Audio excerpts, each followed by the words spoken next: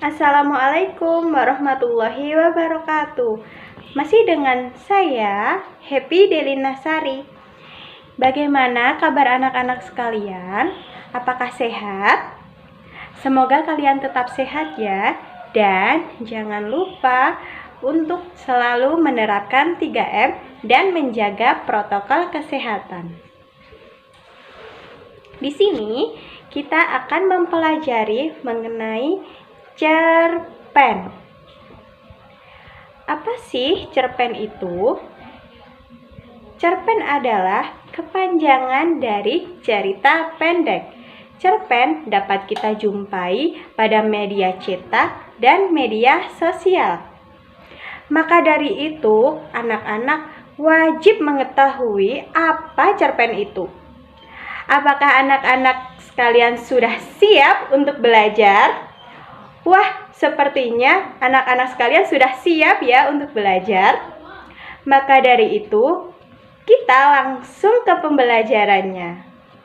Materi yang akan kita pelajari yaitu pengertian cerpen, unsur pembangun cerpen, dan struktur cerpen. Selanjutnya, pengertian cerpen. Cerpen adalah karangan bebas atau kisah yang bercerita dengan jumlah kata dan halaman yang relatif singkat, serta mengandung plot yang terbatas. Salah satu ciri terkuat dari cerpen adalah ceritanya dapat dibaca hingga selesai dalam sekali duduk. Hal ini membuat pembaca tertarik dengan cerpen. Selanjutnya, unsur pembangun cerpen. Yang pertama ada tema. Tema adalah gagasan yang menjalin struktur isi cerpen. Kedua, ada tokoh. Tokoh adalah pelaku pada cerita. Yang ketiga, ada penokohan, yaitu gambaran karakter pada tokoh. Yang keempat, alur atau plot adalah berisi urutan kejadian cerita. Yang kelima yaitu latar, adalah tempat, waktu, dan suasana pada cerita. Yang keenam, sudut pandang, adalah posisi pengarang dalam membawakan cerita. Yang ketujuh, gaya bahasa, adalah sebagai alat penyampaian maksud dan perasaan pengarang. Yang terakhir adalah amanat, adalah ajaran moral atau pesan yang akan disampaikan oleh pengarang kepada pembaca. Selanjutnya, struktur cerpen.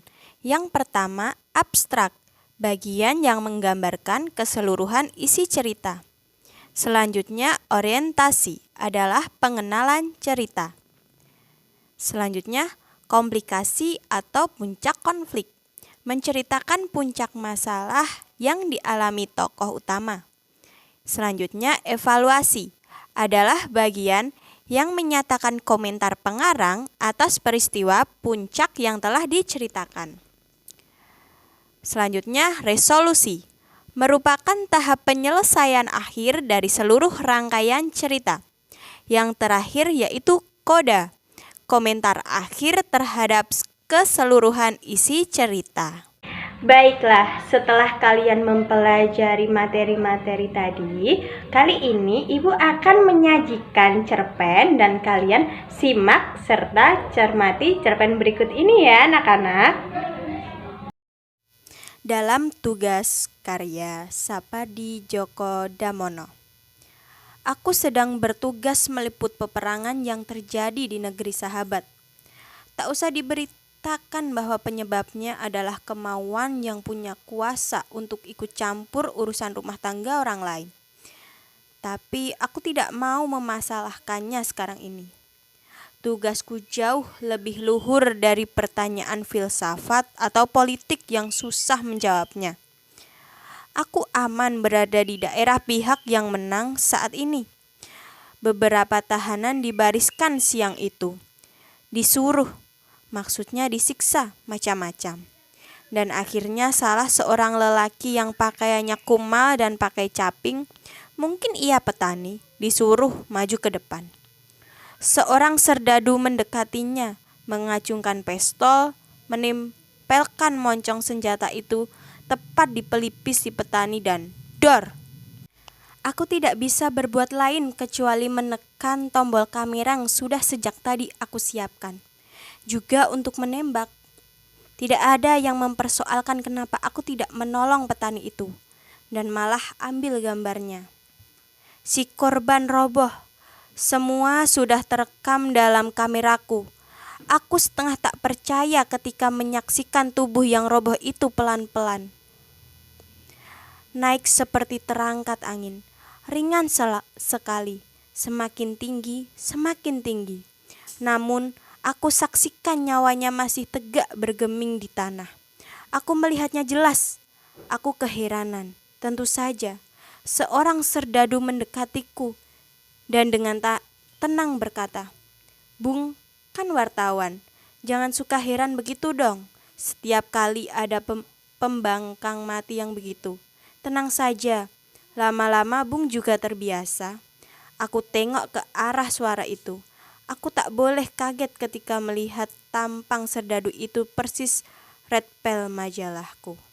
Baiklah anak-anak, apakah kalian sudah menyimak cerpen yang Ibu bacakan tadi? Jika sudah, kalian analisis unsur pembangun cerpennya dan struktur pembangun cerpennya ya anak-anak. Sekarang, silahkan kalian mengerjakan soal latihan yang Ibu berikan ya anak-anak.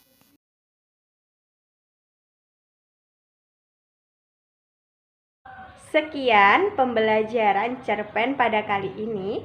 Sampai jumpa dan assalamualaikum warahmatullahi wabarakatuh. Terima kasih.